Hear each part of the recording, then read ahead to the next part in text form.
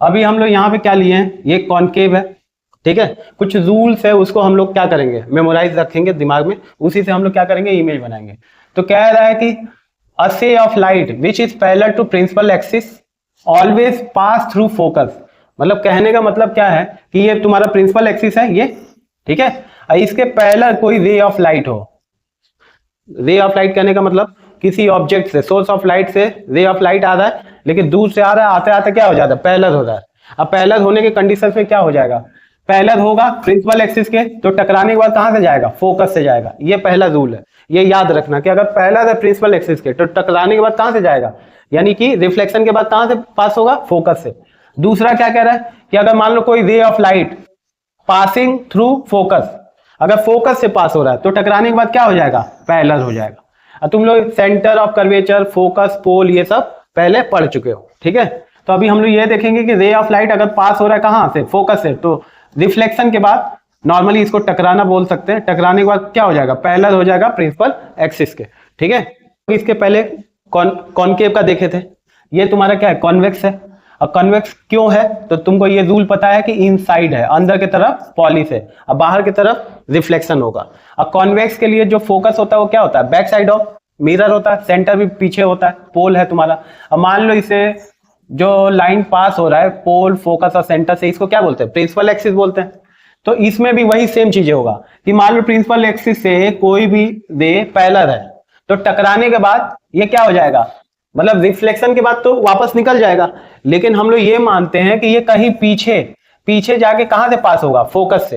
Real में ये नहीं दिखाई देता है, लेकिन हम लोग जब इमेज फॉर्मेशन करते हैं तो उसमें मानते हैं कि वो कहीं फोकस पे जाके क्या करेगा, फोकस से गुजरेगा, समझे, क्योंकि उसी एंगल पे ये निकलता है, तो ये मान लिया जाता है कि पीछे कहीं फोकस से वो गुजर रहा होगा, समझे। ये कॉन्वेक्स के लिए। कॉनकेव में तो क्लियर हो जाता है, कॉन्वेक्स में थोड़ा सा हम लोग को क्या करना पड़ता है, उसमें फोकस करना पड़ता है, ठीक है, समझना पड़ता है, ठीक है।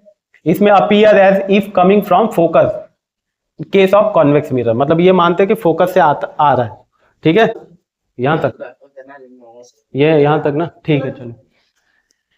दूसरा रूल तुम्हारा क्या कहता है कि a ray of light which passes through centre of curvature it is also known as normal at a point of incidence on spherical mirror will retrace their path after reflection.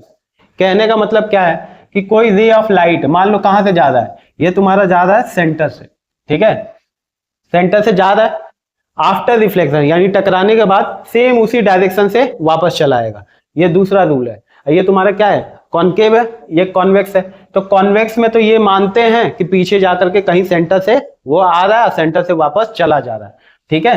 तो ये convex है, यहाँ पे dot dot dot dot dot dot, मतलब centre से पास होते हुए आएगा और पास होते हुए जाएगा, ये माना जाता है, ठीक है। अब इसमें क्या है, इसमें है क्या कह रहा है कि ray of light falling on pole get reflected at the same angle on the other side of principal axis.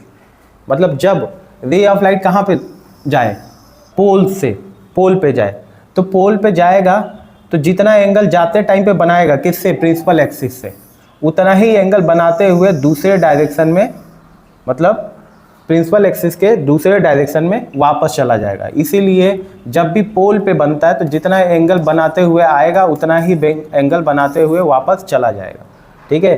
इसीलिए आई इक्वल टू यहाँ पे आर हो जाता है। ये तो तुम्हारा किसके लिए, कॉनकेव के लिए। कॉन्वेक्स के लिए तो जस्ट अपोजिट हो जाएगा। तो मान लो ये कॉनकेव है, सॉरी ये तुम्हारा क्या है, कॉन्वेक्स है।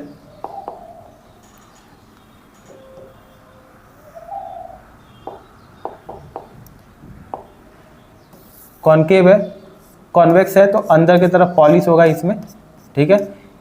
एक लाइन जो कि इसके बीच से जाता है, और ये पॉइंट जो मिडिल पॉइंट है इसको प्रिंसिपल एक्सिस बोलते हैं, सॉरी मिडिल पॉइंट है इसको पोल बोलते हैं, जो लाइन जाता है इसको प्रिंसिपल एक्सिस बोलते हैं, ठीक है। प्रिंसिपल एक्सिस है ये वाला लाइन, यानी कि किससे टकराना है, तो पोल से। तो ये पोल से मान लो कोई रे आ रहा है टकरा करके, ठीक है, और जितना एंगल बना रहा है उतना ही एंगल बनाते हुए दूसरे डायरेक्शन में चला जाएगा।